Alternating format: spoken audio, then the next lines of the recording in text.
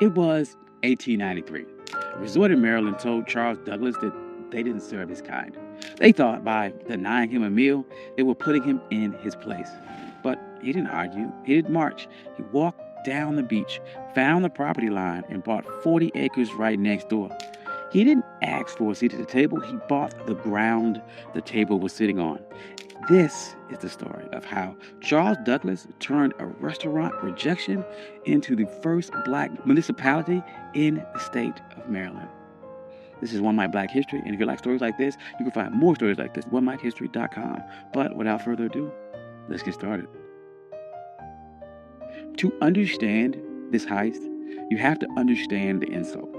It was August of 1893. The Chesapeake Bay was the playground for Washington and Baltimore's elite. The system at the time called the place Bay Ridge. It was known as the Queen of Chesapeake. It was a grand hotel, massive boardwalk, and a restaurant that promised the finest dining on the East Coast. Charles Douglas and his wife Laura, they weren't there to make trouble. They were blackocracy. Charles was a high-ranking official at the Treasury Department. He was polished, he was wealthy, and he was a veteran. He walked to the restaurant at Bay Ridge and asked for a table. The waiter did not look at Charles' uniform. He didn't look at his credentials. He just looked at his skin color and said, "We don't serve your kind here." Now, this is the moment where the struggle would usually kick in. The textbook version of this story would tell you how sad Charles was. It would talk about the pain of segregation. But Charles Douglas didn't have time for that. He had a military mind. And he looked around the restaurant and saw white families eating. He saw the owners counting money. And he realized that their business was built on a territorial monopoly. They thought that they owned the prestige of the water. They thought by banning him, they were keeping the luxury for themselves. Charles walked out of that restaurant, but he did not leave the area. He walked down the beach, he crossed the property line, and he stood on the dirt right next to the people that insulted him. He was looking at a 40-acre tract known as Bashir's Farm. It was rugged, overgrown patch of coastline. To the owners of Bay Ridge, it was a waste of space.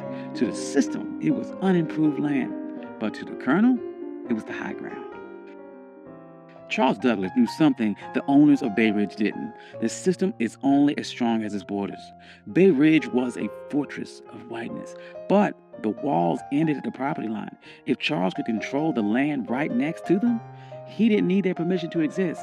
He could create a parallel world that Jim Crow laws of public accommodations could not touch. See, in 1893, separate but equal wasn't even legal doctrine yet. That would not happen for another 3 years with Plessy versus Ferguson. But the private property doctrine was already ironclad. The law of the land said that a man could do whatever he wanted with the dirt that he owned. Charles realized that public space was a trap. If you relied on the public to treat you fairly, you were a beggar. But if you owned the private, you were sovereign. So he went to the owner of the 40-acre farm, a man by the name of Daniel Bashirs. He didn't ask for a favor. He brought money. He offered him $5,000 cash. In 1893, that was an astronomical sum. It was roughly the equivalent of about $175,000 in today's money. But the strategic value was worth millions. Bashirs took the money. He signed the deed. And on that day, the Queen of Chesapeake lost its monopoly. Charles Douglas didn't just buy a farm. He bought the gateway to the bay. He went to the restaurant owners who refused him a sandwich, and he didn't say a word. He just started building. And the first thing Charles did wasn't build a resort for the masses. He built a fortress for his legacy. He built a home for his father, Frederick Douglass. He called it the Twin Oaks.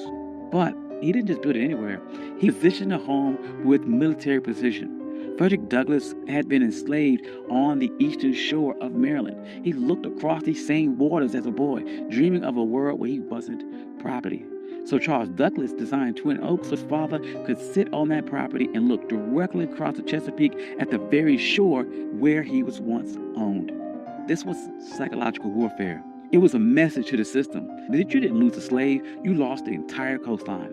Frederick Douglass never got to spend a full summer there because he died in 1895, but the receipt was still filled. The Douglass name was now etched into the land in the deeds of Maryland. But Charles was not done. He knew that one house was an anomaly, but an entire empire is a network. So he began subdividing the land, and he didn't sell it to just anyone. He targeted the sovereign class. He sold lots to black doctors, black lawyers, black engineers, black poets in D.C. and Baltimore. He created a neighborhood where the white-only signs of Bay Ridge were relevant. By the turn of the century, Highland Beach wasn't just a place to swim. It was a black think tank. Paul Robeson was there. Langston Hughes was there. W.E.B. Du Bois was there. They weren't protesting segregation. They ignored it. They built their own hotels. They built their own pier. They built a community center. They built a closed economy where black money stayed in black pockets and black dignity was the default setting. Now, there's no way the system sat back and watched this happen. The owners of the white resorts nearby were furious. They saw the private property loophole working against them, and they realized that they had lost control of their territory. So they tried to use paper weapons. First, they tried to use vagrancy laws. They sent the police to harass people walking between the train station and Highland Beach. They wanted to make the journey so uncomfortable that the residents would give up. That didn't work. Highland Beach residents started their own shuttle service. They controlled the logistics. Then the white resort owners tried to use a legal glitch. They realized that Highland Beach was technically a part of an unincorporated area. They thought they could use local zoning boards to condemn the land or pass an ordinance that would tax the Douglass family into bankruptcy. They tried to treat Highland Beach like a nuisance, but the residents of Highland Beach were some of the smartest people in the state. They knew that in America, the ultimate hack for land was municipal status. In 1922, they executed their final move of the heist. They petitioned the state of Maryland to become an unincorporated town. They didn't want to be a neighborhood. They wanted to be government. They won. Highland Beach became the first black municipality in the history of Maryland. Think about the payoff here. Because they were a town, they had their own mayor, they had their own police department, they had their own zoning board. When the white resort owners tried to pass laws against them, the people of Highland Beach just passed their own laws to cancel them out. They weren't marching and asking for civil rights. They were exercising their statutory power. By the 40s and 50s, Highland Beach was the summer Apollo. While white Maryland was obsessed with keeping its beaches segregated, Highland Beach was outproducing them culture and social capital. But the winds, they are changing, and the system shifted its strategy. In 1964, the Civil Rights Act passed and the public accommodations were integrated. On paper, this was a victory. But in a world of real estate and sovereignty, it was a Trojan horse. The system realized it could not keep black people out of the water anymore, so it decided to make the land too expensive to keep. This is the new Jim Crow. As white developers realized that coastal property was the ultimate asset, they began using tax assessment and eminent domain and environmental regulations to squeeze black families off their land.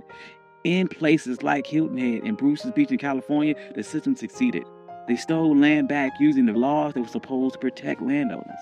But look at Highland Beach today. Still there. It survived the rise of developers. It survived the collapse of other resorts. It survived because Charles Douglass didn't build a charity. He built a closed-loop system. The residents of Highland Beach understood that the land wasn't just for lounging. It was for continuity. They passed these down for generations. They created trust. They created a black culture of holding the line. During the Civil Rights Movement, we get caught up about the seat of the lunch counter. But Charles Douglass reminds us that the lunch counter is just a piece of furniture, and that if someone owns a building, they can always find a reason to move the chair or keep you out. The true power is owning the blueprints. Charles Douglass was told his money wasn't good enough for a meal, and he didn't waste a second trying to change that waiter's mind. He used that energy to change the map.